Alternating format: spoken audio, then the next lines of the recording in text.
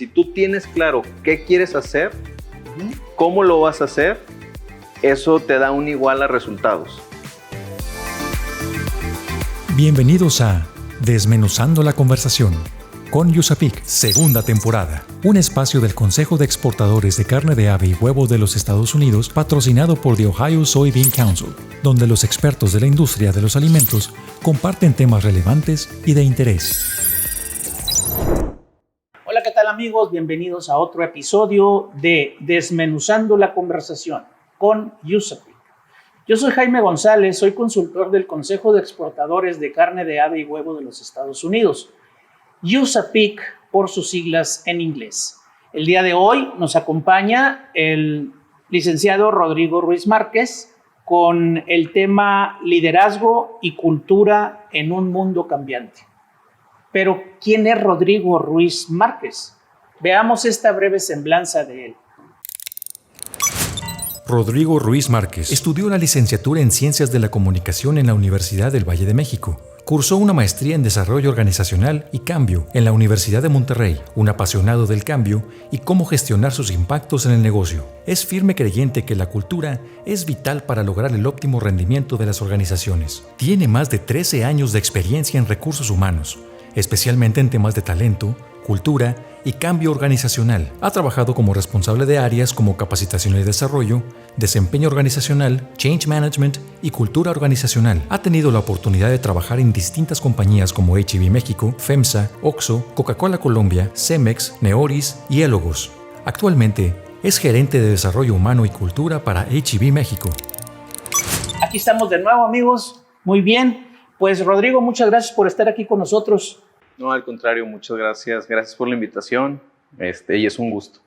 Perfecto. Estar aquí. Rodrigo, platícanos, por favor, por qué es tan importante una cultura organizacional en el mundo de las empresas. Hablar de cultura organizacional es hablar del corazón de una empresa, de un negocio, de una institución. Porque al final de cuentas, la importancia que tiene es que eso se vive en el día a día de lo que haces, cómo lo haces, dónde lo haces y qué capitaliza en el producto, en el servicio o en lo que tú representas en el mercado normalmente. Y la importancia es básicamente cómo se compone una serie de comportamientos, una serie de interacciones, una serie de relaciones que tú esperas que vivan en el día a día en tu negocio. Okay. Y yo siempre le digo a la gente, cuando hablamos de este tema, tanto en organizaciones o en escuelas que me ha tocado ir a dar estas mismas pláticas similares, y no pensemos que cuando hablamos de cultura es solamente las grandes corporaciones o los grandes negocios. Cuando hablas de cultura hablas de lo pequeño, de lo mediano, de lo micro, incluso de lo individual. ¿Qué significa eso? Significa que yo, por más negocio grande o pequeño tengo que tener claro qué es lo que quiero hacer. Y la importancia de la cultura, desde mi punto de vista, y algunos autores que me gustan, es los cómo llego a lo que estoy buscando entregar. Si yo quiero vender carne, si yo quiero vender producto comestibles, si yo quiero vender alimentos y toda la industria de cadena de valor que representa pollo, carne, huevo, etcétera, ¿cómo quiero llegar a la venta de X cantidad de piezas de carne? ¿Cómo voy a llegar a la venta de X millones de pesos o X miles de pesos en lo que estoy esperando? Chico, mediano, grande. Okay. Algo así como llevar un crecimiento paulatino hacia arriba, pues. Pero no necesariamente tiene que ser que solamente si no soy tan grande o de una empresa súper grande o un negocio súper enorme con grandes dimensiones de venta, ¿significa que tendría que preocuparme por la cultura organizacional? Pues claro, porque si yo tengo un negocio de 5 personas y necesito vender 2,000 pesos de producto para poder volver a comprarlo, pues necesito saber de qué forma la relación que se vive dentro de mi núcleo de trabajo es lo suficientemente bueno que me va a llevar a vender los 2,000 pesos de producto. No sé si me explico. Sí. Y lo mismo seguramente en marcas o empresas tan grandes que dices, oye, nosotros manejamos nuestro negocio y esperamos que nuestro negocio funcione de esta manera para poder llegar a estos resultados. ¿Qué significa funcione de esta manera? Pues con una serie de valores, con una serie de comportamientos, con una serie de liderazgo dentro de la organización, de acompañar a la gente, de desarrollar, a los productores, de desarrollar a la industria, de acompañarlos o de cercanía, de flexibilidad, de no flexibilidad, etcétera, ¿no? Ujú. Entonces es una serie de comportamientos que a mi juicio son los cómo te llevan a lograr los resultados y los objetivos. Por eso creo yo que es importantísimo tener claro qué quiero hacer y cómo lo voy a hacer. Si yo soy nuevo en el negocio, tengo un oficio carnicero, por ejemplo, y ahora quiero poner mi carnicería, ¿a poco ya conozco toda esa cultura que necesito organizacional para llegar al éxito que ando buscando para poder sobresalir en el negocio? ¿Qué tengo que hacer yo como empresario, como un dueño de una empresa? ¿Qué tengo que hacer yo para obtener esos resultados positivos que me acabas de comentar? ¿Me debo asesorar con alguien? Lo principal y lo fundamental es saber qué quieres lograr, y en función a tener claro qué quieres lograr, cómo lo vas a lograr, a través de gente, a través de equipos, a través de un buen negocio, a través de un buen sistema que te ayude a capitalizar la cadena de la entrada, de la salida, etcétera. Todo lo que tiene que ver a lo mejor más técnico de cómo puede funcionar todo tu negocio. Pero la asesoría con gente siempre es buena, siempre alguien te puede ayudar y darte algunas recomendaciones, los famosos consultores, cómo lo hacen y demás. Pero creo que todo parte de entender cuáles son las bases y los fundamentos de tus creencias y de tus valores y cómo eso se representa en tu negocio. Porque al final de cuentas es lo que te va a ayudar a atraer gente que crea y que alinee firmemente con esas creencias, con esos comportamientos, con esos valores o con esa intención que tienes para ayudarte a lograr tus objetivos. De acuerdo. Y no necesariamente uno que está en cierta industria, como la de alimentos o como la de productos alimenticios, quiere decir que, oye, pues si yo estoy en esta industria, entonces tengo que acoplarme a todo lo que es la industria y trabajar de la misma forma. Pues creo que cada uno le va dando esas tonalidades a su propio negocio, que son los diferenciadores.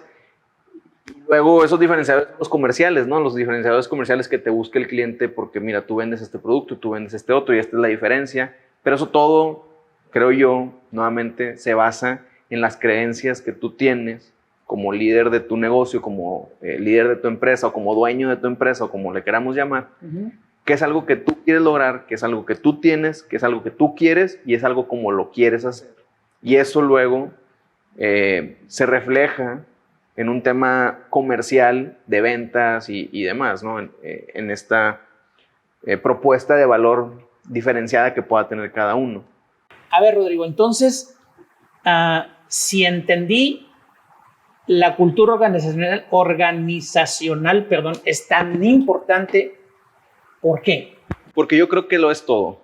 Okay. Porque al final de cuentas, nuevamente, si tú tienes claro qué quieres hacer, cómo lo vas a hacer, eso te da un igual a resultados. Si tú tienes claro qué quieres hacer y no tienes claro cómo lo quieres hacer, difícilmente vas a llegar a los resultados de la forma o de la mejor forma que tú estás esperando. Okay. Y hay unos autores, unos libros que creo que hablan de eso y a mí me gustan mucho, en donde, por ejemplo, Jim Collins, en un libro que se llama Good to Great, que es de bueno a grandioso, él dice que la diferencia entre una empresa o un negocio, chico, mediano, grande, como sea, de ser bueno a grandioso y ser sostenible en el tiempo, es tener claro cómo quieres hacer las cosas y congruentemente acompañar esos cómo en tu estrategia te dará mejores resultados. Y así es como las grandes organizaciones o grandes empresas se han vuelto sostenibles en el tiempo. Entonces, ¿por qué creo yo que es muy importante o es el centro o el corazón de cualquier negocio? Porque si tú no tienes claro cómo lo quieres hacer ni cómo lo vas a lograr, difícilmente habrá personas que te puedan ayudar a hacerlo, porque al final los cómo tuyos y los míos podrán ser totalmente distintos. Y eso es por lo que yo creo que es tan importante saber cuánto quiero vender y qué quiero vender y qué quiero hacer, pero también cómo lo voy a hacer. Exacto, Rodrigo. Eso es lo que estaba pensando ahorita. Mi siguiente pregunta para ti sería, si ya sé lo que quiero hacer y ya sé cómo lo quiero hacer, ¿qué sigue? ¿Cómo voy a desarrollar eso? Platícame. Sí, yo creo que la importancia de saber qué quieres hacer es, digamos, el objetivo que estás buscando. O sea, yo quisiera entrar en esta industria, yo quisiera tener este tipo de negocio, yo quisiera generar este valor diferenciado. Y cuando hablamos de los cómo o cuando digo cómo lo voy a hacer, yo me refiero a qué es lo que acompaña llegar a ese resultado o a ese objetivo. Es decir, y verlo como un ejemplo a lo mejor puede funcionar. Oye, yo estoy en la industria de alimentos, específicamente en el tema de carne, pero soy un firme creyente que todo el tema del libre pastoreo, orgánico y todo lo que acompaña toda esa industria, que es una industria creciente por el consumo y por las tendencias que también la misma gente está provocando, dices, bueno, ok, quiero entrar en esa industria y lo que quiero es hacer este producto y vender este producto diferenciado y aportar en esta industria esto. ¿Cómo lo voy a hacer o cómo lo acompaño? Bueno, todo eso se alinea con una firme convicción tuya hacia ese objetivo, hacia una serie de creencias de cómo puedes generar valor, una serie de valores que te gustaría compartir con el cliente, con el mercado, con una industria. Y al final de cuentas, acompañar esos cómo es lo que te va a llevar a ese éxito. Es decir, oye, yo vendo libre pastoreo, X tipo de carne, sofisticada de tal forma o lo que sea. Y entonces toda la gente que trabaje conmigo, todos mis mecanismos de trabajo, todos mis procesos de negocio, tendrían que seguir las mismas líneas. Ser congruentes. De congruencia. Es decir, si yo vendo un libre pastoreo, pues difícilmente voy a contratar a alguien que no trate el animal con tanta dignificación de la vida animal en lo que eso representa, ¿no? Cuando hablamos del bienestar animal, por exactamente. Ejemplo, que no siga las reglas. Exacto. O sea, va contra lo que yo pienso. Y eso difícilmente me va a hacer lograr el objetivo si 5, 6, 7, 10 o miles no creen en lo que culturalmente yo creo y quiero aportar dentro de mi negocio o como organización en el mercado. Excelente. Entonces, yo creo que por eso tener bien claro el qué y cómo te acompañas en esos famosos cómo es lo que te puede ayudar a capitalizar resultados. Oye, ¿cómo llegar a ello? Pues ahí sí ya empiezas a tratar de armar todo lo que dentro de tus posibilidades de conocimiento, oye, pues ¿qué creo? Pues creo firmemente en la dignificación animal, como dices tú, oye, creo firmemente en lo que representa esa vida dentro de un ecosistema, entonces en el trato que debe de tener. Y eso no significa que no ofrezca el producto, lo ofrezco porque lo dignifique tanto que lo lleve a una cadena de valor diferenciada. Pero quien me acompaña a mí a llevar a ese animal desde chiquito, becerrito, hasta llegar a un producto, tiene que ser congruente conmigo y esas creencias porque me va a ayudar a generar el mejor producto en ese sentido. O sea, tienes que hacerte de un equipo de gente, colaboradores, que tengan la misma creencia tuya como empresario. Correcto. Para poder que haya esa congruencia y poder salir adelante con... Correcto, y que también se refleje en el día a día de lo que tú hoy haces, ¿no? O sea, porque si yo estoy en la industria nuevamente de orgánica y de dignificación animal, pero yo no lo creo firmemente y no lo vivo en el día a día, pues difícilmente te puedo decir, oye, esto es lo que hacemos como lo hacemos y de esta manera lo hacemos. Claro. Pero pues si yo ni lo vivo, pues sí. Por eso hablamos que tanto la cultura y el liderazgo tiene que ir siempre acompañado, como lo han hablado en otros episodios, ¿no? O sea, ¿por qué es tan importante?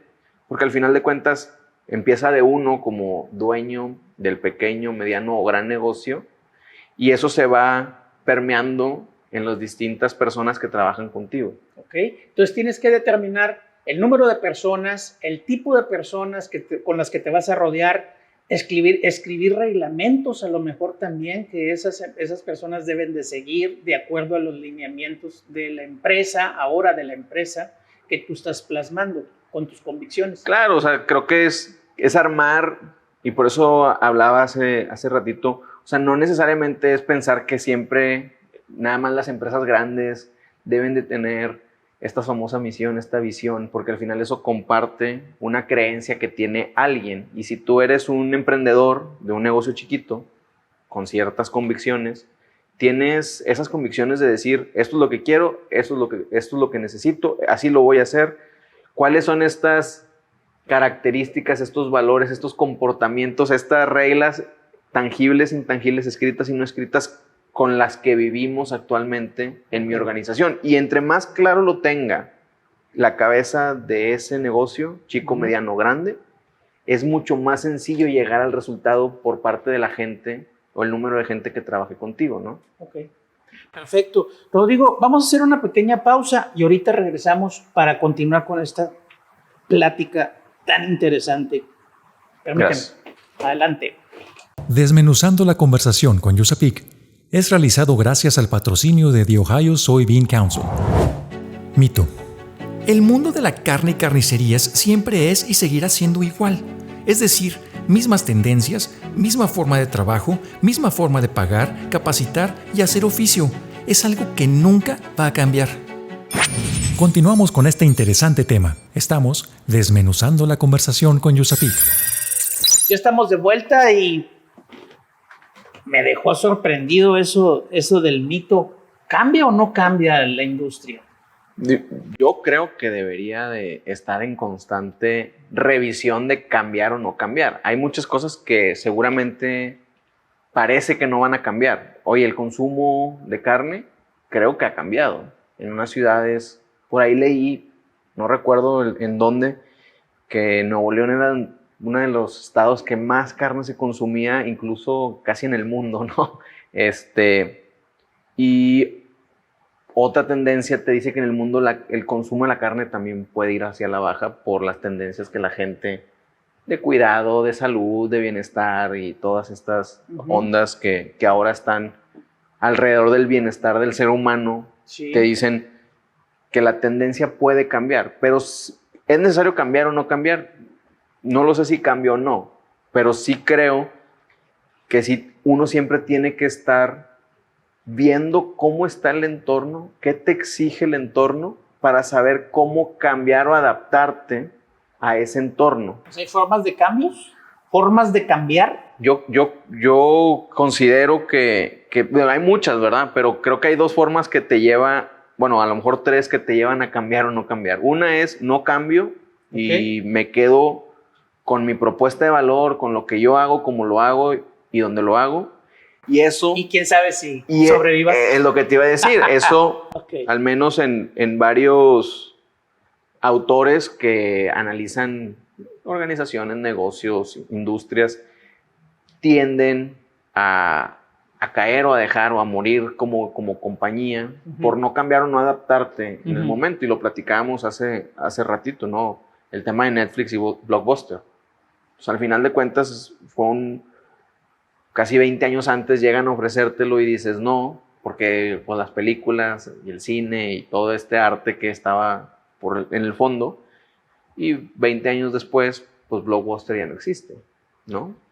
La otra es que forzoso o forzado te adaptas, es decir, oye, pues ya estoy contra la pared y no me queda otra más que cambiar, pero no estoy convencido. Y ahí difícilmente, cuando hablas de una cultura en una organización, si tú no estás convencido a cambiar, desde la cabeza hasta, digamos, el último colaborador que contrataste, es difícilmente que te puedas adaptar rápido y que llegues a sobrevivir en el tiempo. Porque simplemente no está en tu cabeza convencido que quieres hacerlo de una forma distinta. Y la otra es que marques tendencia. Oye, vi esto que puede pasar y si le muevo aquí, cambié y marqué una tendencia, entonces todos los demás me siguen y pues el que pega primero puede pegar dos veces, ¿no? Okay. Entonces, a ver, si no evolucionamos, si no cambiamos, de acuerdo a lo que está ocurriendo en nuestro entorno, ya sea comercial, social, no sé, hablando del internet, utilizar las herramientas que hay actualmente en tus negocios. ¿Qué puede pasar? Uy, yo creo que eso nos puede llevar pues al declive, prácticamente. Hoy el mundo es tan cambiante. Estaba leyendo al dueño de Wikipedia en un foro hace 2 años, antes de la pandemia, donde él presentaba y decía: lo que hoy estamos diciendo es algo que habíamos pensado decir hace 6 meses o 7 meses. Lo que hoy está en Wikipedia es algo que ayer se me ocurrió, ¿no? Entonces, ¿cómo es que se mueve la industria hoy tan rápido? Donde dices, pues todo lo que está alrededor de la industria del consumo de carne, pollo, huevo, pescado, todo esto alimentaria, ¿hacia dónde va la nueva generación y las generaciones actuales o las generaciones no tan actuales? ¿Hacia dónde va su preferencia para llegar a ellos? O sea, a lo mejor más hacia las redes sociales, a lo mejor más hacia los medios masivos, pero no los institucionales como los noticieros, como el radio, como todos estos medios de comunicación, en donde te lleva a decir, ok, hoy cómo le presumo a este potencial consumidor que comprar cortes de 2 o 3 o 4 pulgadas es lo in, o es lo de ahorita, y de ahí el corte de 3 o 4 o 5 pulgadas te cuesta, pues no sé, lo que te cuesta en el mercado. 800 pesos 800, 900 pesos un kilo. Pero al final de cuentas, eso sí, pues no sé, si te podrás recordar hace 10 años, pues tampoco no era así como que no se te ponía por la mente que si comprabas el corte más grande y lo hacías de esta forma, o lo veías de esta forma, o que si el japonés con el wagyu, o que si el americano con el no sé qué, o si el australiano con el no sé qué. O sea, toda esa variedad de tipos de consumo que puede haber. ¿Por qué llegamos ahí hoy? Porque hace 10 años seguramente alguien empezó a ver que si yo empezaba a mostrarle a la gente cosas distintas de una forma más bonita, más llamativa, con mucho más glamour a lo mejor, puedo ayudar a cambiar la tendencia de consumo en el tema de los cortes de carne, por ejemplo. A mí me llama hoy mucho la atención eso. O sea, cómo es que hoy el glamour de hacer una carne asada ya no es como cuando antes nos juntábamos a hacer una carne asada. Y eso que no me considero ser una persona tan grande. O sea, realmente, oye, vamos a hacer una carne asada, sí, la hacemos. Y en algún punto cambió tanto que hoy es exacto. O sea, el que lleve el mejor corte aporta más a la convivencia de la carne. Y eso te habla que hoy los productores, los ganaderos, los que cuidan todo el proceso de los animales, digamos, la cadena de producto de cuando el animal está vivo hasta cuando ya pasa a un producto que se va a vender. Claro. Toda esa cadena estoy seguro que ha cambiado infinidad en el cuidado desde que nace hasta que llega el producto a la vitrina, incluso de cómo lo exhibes.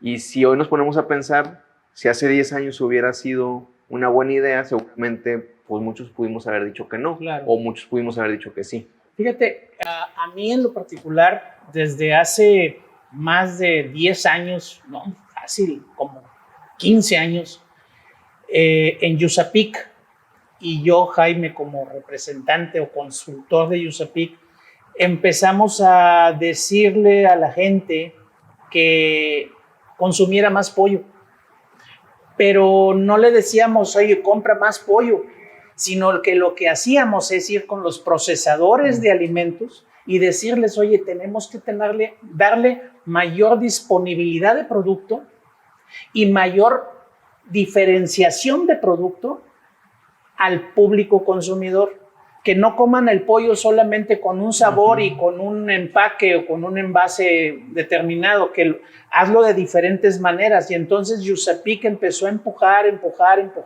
a darle un valor agregado a la carne de ave, con la finalidad de que la gente tuviera mayor disponibilidad de producto, con mayor variedad y pudiera consumir más pollo.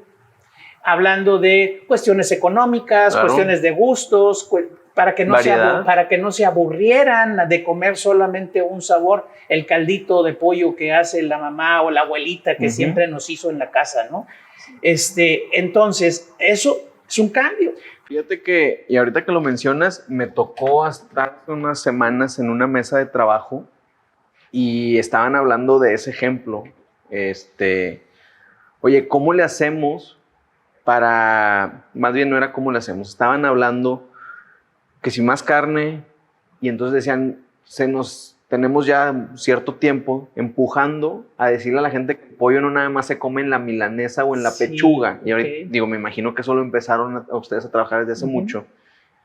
Y dices, ¿y qué significa eso? Bueno, que hay pollo asado, que ahora cortas el pollo y hay muslos asados. O sea, como toda esa diversificación de ideas te lleva a romper un paradigma que te obliga a cambiar.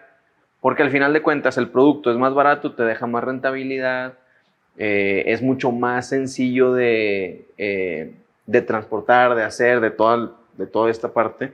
Incluso puede ser más accesible para el consumo del cliente y no necesariamente está peleado con el producto de carne. Claro. Pero le estás diciendo, oye, el pollo no nada más es para el caldito y para la milanesa, sino lo puedes asar, lo puedes hacer al ataúd o lo puedes hornear, o sea, no sé, o sea, cualquier tipo de cantidad de variedad de ideas, pero me dices que hace 10 años lo proyectabas y hoy a lo mejor apenas está capitalizando en el mercado. Sí, mira, un dato que tengo es de que allá por el 2008, 2009, las estadísticas de la Unión Nacional de Avicultores hablaban de que el pollo con valor agregado, es decir, despiezado o deshuesado con sabores, andaba rondando alrededor del 4% de toda la producción nacional.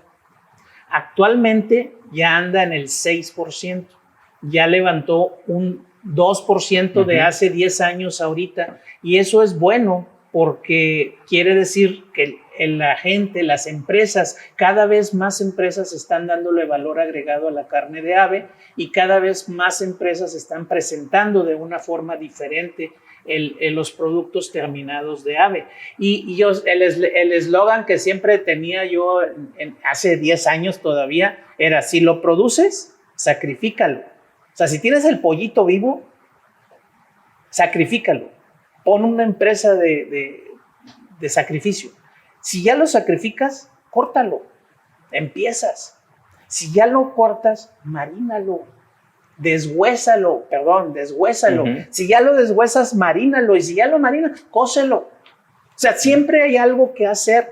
Y uno, ahorita hablando de la cultura organizacional y de los cambios con los que tienes que vivir en el momento actual, pues definitivamente es hacer el siguiente paso para estar actualizado, para tener la preferencia del público consumidor y para salir adelante en el negocio. Sí, fíjate que ahorita me hiciste acordarme de un autor que se llama Alex Rovira. Y hay unos videos donde él da pláticas, él es escritor, tiene una serie de libros de negocio y de cultura y demás, cultura de negocio. Y él transmite un modelo que explica a través de otro autor que se apellida Galeano, que dice que somos lo que hacemos para cambiar lo que somos. Ándale. Entonces imagínate ese círculo, somos lo que hacemos para cambiar lo que somos. Vendo pollo, cambio, entonces lo sacrifico y ahora vendo y sacrifico pollo. Cambio y ahora lo deshueso. Cambio y ahora lo marino, cambio y ahora lo vendo o lo cocino. O sea, pero al final de cuentas, en esa cadena de valor es la misma empresa, que es un poco lo que él dice, que constantemente eres lo que eres para cambiar lo que eres. No eres el mismo hoy que mañana. Wow, interesante. Ahora, Rodrigo, si ya sé qué es lo que quiero y cómo llegar a ello, pero hay alguien que piensa diferente que yo, ¿cuántas culturas organizacionales existen y cuál es la mejor? ¿Cuál es la que debo aplicar? A ver. No, pues, ¿cuántas existen? Pues así como no hay una. Ok. ¿Cuántas existen? Pues cuántos negocios existen, Ok. cuántas casas existen, cuántas familias existen. ¿Cuál es la mejor? Pues la que funcione mejor hacia lo que tú estás buscando. Ok. Hablábamos que eso siempre se referencia en este mundo de conceptos, de cultura, organizaciones, empresas, etcétera, comportamientos, todo esto, en pues cuántas familias hay en el mundo. Y tu familia no es igual a la mía. Y a lo mejor tu familia tiene una serie de creencias, comportamientos y valores que no son, pueden ser no tan diferentes, pero no son iguales. Son la tuya y la mía son distintas. Ok. ¿Cuál es mejor? La de cada uno.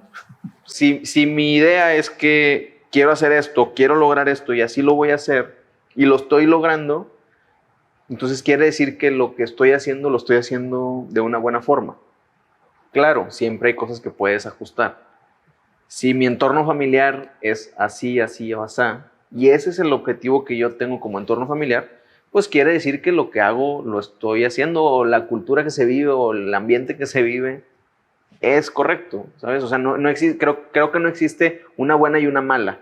Lo que sí puede existir es tener una buena estrategia, un buen producto, un buen negocio y una mala cultura en el sentido de que no sea congruente. Entonces, muchas veces puedes escuchar que una mala estrategia con una buena cultura te ayuda a lograr buenos resultados, aunque tu estrategia no sea tan buena. Pero una buena estrategia con una mala cultura, malos valores, mala congruencia, etcétera, etcétera, etcétera, seguramente no te va a ayudar a llegar al resultado. Claro. Entonces, eso es lo que sí creo. Que si son buenas o malas, no lo sé. No creo que una sea mejor que otra y que exista una correcta. Pero siempre entendiendo que una cosa acompaña a la otra. Y que entre mejor la tengas, mejores resultados seguramente sí vas a tener. Muy bien. Rodrigo, vamos a hacer otra pequeña pausa para continuar con esta charla. Desmenuzando la conversación con USAPIC, presentado por el Consejo de Exportadores de Carne de Ave y Huevo de los Estados Unidos y patrocinado por The Ohio Soybean Council. Según el Compendio 2022 de la Unión Nacional de Avicultores, México es el primer consumidor de huevo per cápita a escala mundial. En Desmenuzando la conversación con USAPIC, la información aporta valor. Dato.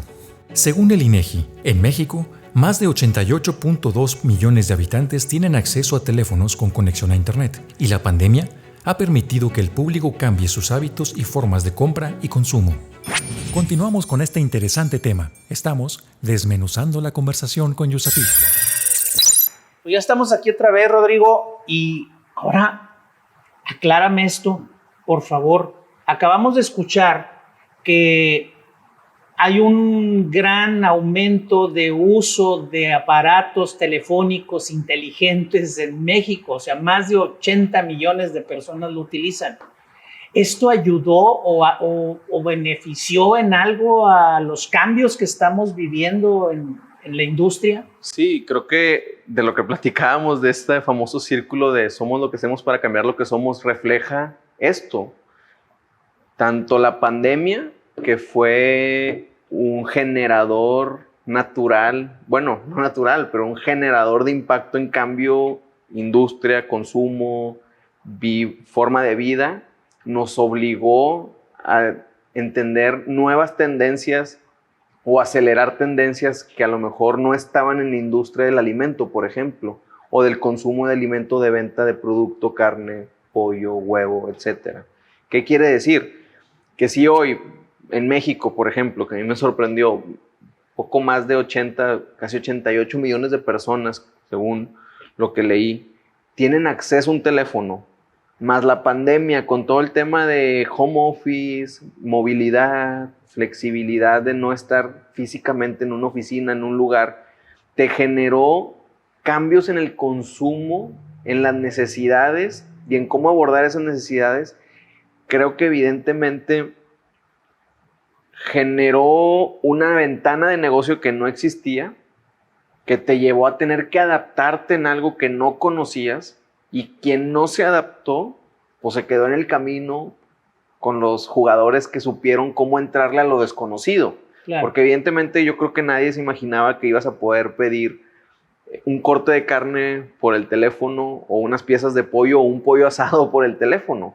Salvo una que otra destello de Didi, de Uber, Food, como aplicativos, pero hoy la dimensión que cobraron estos negocios, pero lo que se tuvo que adaptar toda la industria para que eso llegara al consumidor, habla definitivamente de lo que pudiera significarse la famosa frase de adapta o muere, ¿no? Y eso creo que en la industria ha estado pasando en restaurantes, en supermercados, me imagino que en la propia industria del alimento, y de cómo se ha manejado todo esto en función a la evolución tecnológica, pandémica y de consumo. Híjole. A ver, entonces hace rato hablabas del círculo que era como de cambio. Somos lo que somos para cambiar lo que somos. Ajá. ¿Tú crees que una persona que quiere ser emprendedor, una filosofía que debería de usar sería esta de somos lo que hacemos para cambiar lo que somos? No sé si es una filosofía de vida o no, pero si hoy nos ponemos a pensar que hoy somos iguales que ayer, en el sentido figurado, ¿no? O sea, de hace años atrás a ahorita, yo creo que es algo que va contigo. El tema es qué tanto estás dispuesto a entrarle o no en esa dinámica, sufriendo o no sufriendo en el camino. Okay. Ejemplo, hoy por qué a lo mejor algunos restaurantes o algunas industrias cayeron desplomadas durante la pandemia, por qué tuvieron que salir muchas personas de sus trabajos durante la pandemia, por qué hoy está repuntando las contrataciones u oportunidades de empleo post pandemia. ¿De acuerdo? Pues porque al final de cuentas hubo muchas personas, empresarios, muchos emprendedores, muchos negocios chicos, medianos y grandes, que decidieron no entrarle a lo desconocido, que decidieron o prefirieron cerrar o resistir un poco más en función a lo que ellos eran como organización, y posteriormente no poder adaptarte a una vida de 2 años de pandemia no te iba a ayudar como negocio, y se quedaron en el camino.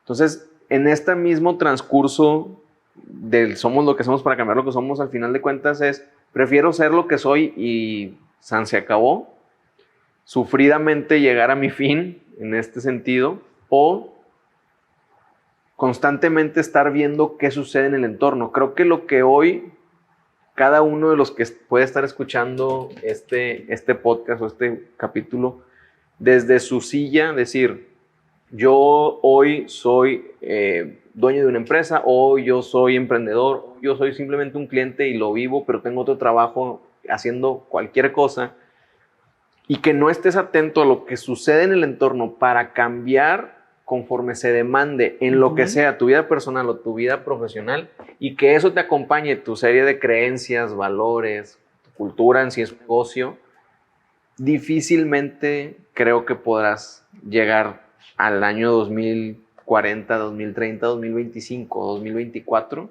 con el éxito que posiblemente hoy tienes, ¿no? Ok. Y esto significa, Rodrigo, entonces, que yo tengo que cambiar como empresario, como líder de la empresa, de mi propia empresa, pero también tengo que enseñar a mis subalternos o a mis empleados o a la gente que me rodea y que es la que me lleva al objetivo que ando yo buscando, pero ellos también tienen que cambiar igual que yo. Claro, porque ¿Cómo les obligas? ¿Cómo les dices? ¿O cómo les hacemos? Creo que el punto es no llegar a la obligación. Hoy de lo que platicábamos es liderazgo y cultura en un mundo tan cambiante. Y se sabe por X número de filosofías súper de mucha experiencia y de mucho tiempo desarrollando el tema de la filosofía de cambio, que el cambio no sucede de abajo hacia arriba.